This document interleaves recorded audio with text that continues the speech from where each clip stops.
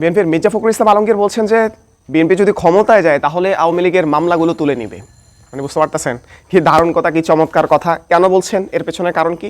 এর পেছনে কারণ হচ্ছে বিএনপিকে আগামী নির্বাচনে যদি 2026-এ যে নির্বাচন হতে যাচ্ছে সেই নির্বাচনে যদি জিততে হয় তাহলে তাকে আওয়ামী লীগের ভোটগুলো প্রয়োজন, সেই রকম মনে করতেছে। কারণ তার যে অবস্থা, তার দলের লোকদের চাঁদাবাজি, দুর্নীতি, লুটপাট, বিভিন্ন জায়গায় মামলা বাণিজ্য, সারা দেশে যে পরিমাণ তারা মামলা বাণিজ্য করেছে, এই মামলা বাণিজ্য করে তারা হাজার হাজার কোটি কোটি লক্ষ লক্ষ কোটি কোটি টাকার মালিক হয়ে গেছে। লক্ষ কোটি টাকার মালিক হয়েছে, শুধু লক্ষ টাকার না।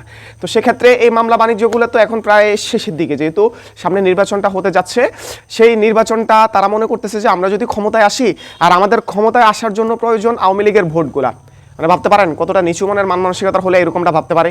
আওয়ামী লীগের লোকজন যারা এই বিগত 17 বছর ধরে এই দেশের মানুষের উপর নির্যাতনের স্টিম রোলার চালাইছে, এবং আপনি নিজে দেখেন, খেয়াল করেন মির্জা ফখরুল ইসলামের বিরুদ্ধে কতগুলো মামলা ছিল। তাহলে সেই মানুষরা যখন অতীতের কথা ভুলে যায়, অন্যায়কারীদেরকে ভুলে যায়, তখন বাংলাদেশ আবার আরেকটা ফ্যাসিবাদের মধ্যে পড়তে যায়।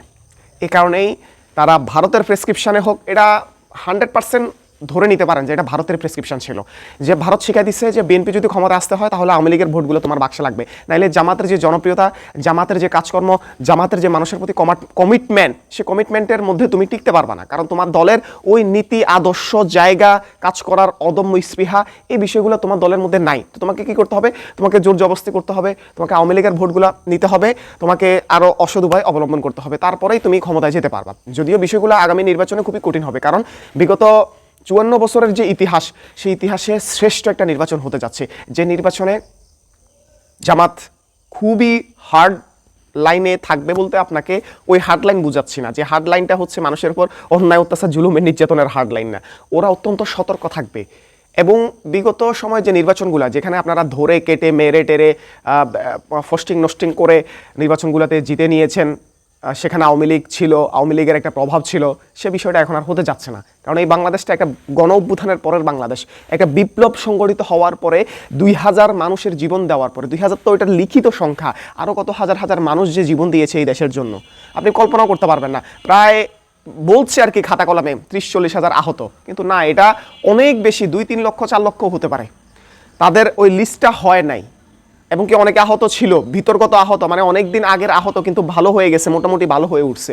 কিন্তু যারা শুধুমাত্র পঙ্গুত্বই বরণ করছে এরকম 40-50 হাজার আছে। তো এইরকম একটা দেশে, এইরকম একটা সময়ের নির্বাচনে যদি বিএনপি জিততে হয়, সে মনে করতেছে যে তার আওয়ামী লীগের ভোটের প্রয়োজন আছে, তার ভারতকে খুশি করার দরকার আছে। কারণ আওয়ামী লীগের মামলাগুলো তুলে নিলে ভারত সবচেয়ে খুশি হবে, এবং আওয়ামী লীগের লোকজনরা বিএনপিকে ভোট দিবে। তারা এই আশায় বলতেছে যে আমরা বিএনপির মামলাগুলো ক্ষমতায় আসলে তুলে নিব। তো বিএনপির মামলাগুলো তো করছে, আপনি করেন নাই, কিংবা আপনার যে কেন্দ্র নেতা আছে তারা করে নাই, করছে তো তৃণমূলের নেতাকর্মীরা। এবং অনেকে আপনার মামলাগুলো বাণিজ্যের জন্য করছে, যে আমরা মামলা করলে, মামলা ঠুকে দিলে তার কাছ থেকে, তার যেহেতু এখন ক্ষমতা নাই, আওয়ামী লীগের যেহেতু এখন ক্ষমতা নাই, তারা বিশাল বেকায়দায় আছে।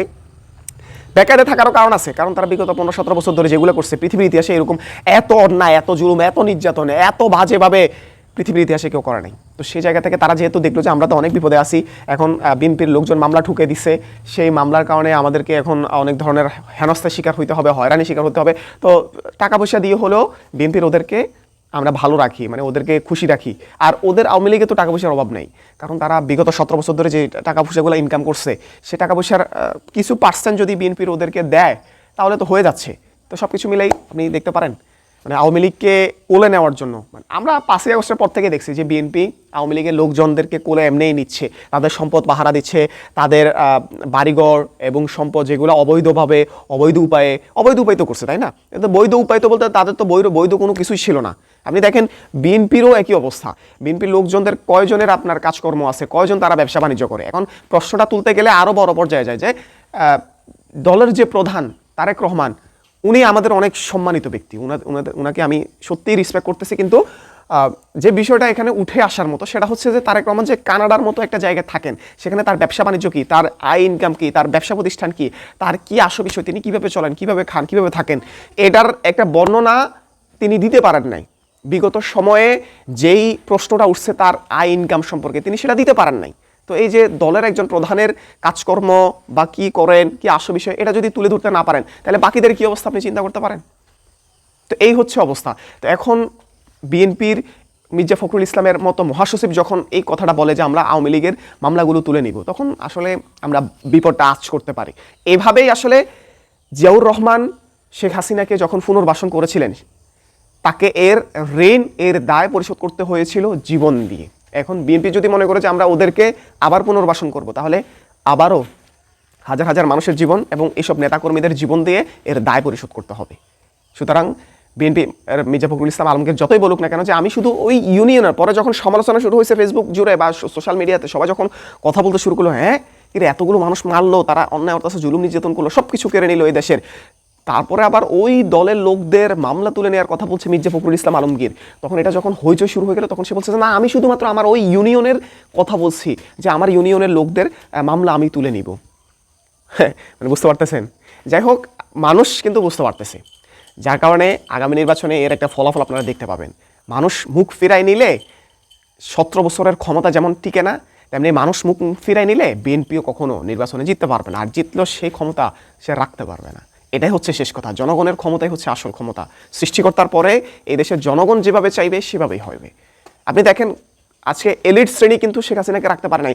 অনেক ব্যবসায়ী আমলা হামলা, তারা সবাই বলছিল না যে জীবন পর্যন্ত, আজীবন আমরা আপনার পাশে আছি, আপনার পাশে থেকে যাব, জীবনের স্মরণে তুমি, স্বপনে তুমি, মরণে তুমি, জীবনে তুমি, এমন কথাও অনেক ব্যবসায়ীরা বলছিল। কিন্তু দেখেন, গরিবরা যখন মুখ তুলে নিছে, হাত সরাই নিছে, গরিবরা যখন তার বিরুদ্ধে চলে গেছে, এলিটরা, ব্যবসায়ীরা, আমলারা কেউই তাকে রাখতে পারে নাই। সুতরাং এই বিষয়গুলা বিএনপির লোকদেরকে মাথায় রাখতে হবে, মনে রাখা লাগবে, ভুলে গেলে চলবে না। ইতিহাসের সবচেয়ে বড় বাস্তবতা হচ্ছে ইতিহাস থেকে আমরা শিক্ষা নেই না, যার কারণে আমরা পদে পদে ধরা খাই। তো এই জন্য মির্জা ফখরুল ইসলাম আলমগীররাও দেখবেন পদে পদে ধরা খাবেন। আর বাংলাদেশে তো পদত্যাগের যে রীতি, এই রীতি কখনো গড়ে উঠে নাই। যদি গড়ে উঠতো, তাইলে এরকম নির্লজ্জ বক্তব্যের কারণে তাকে পদত্যাগ করতে হইতো, কিন্তু সেই লজ্জা তো আর নাই, সে কারণে পদত্যাগের প্রশ্নও উঠে না। ভালো থাকবেন, সালামু আলাইকুম।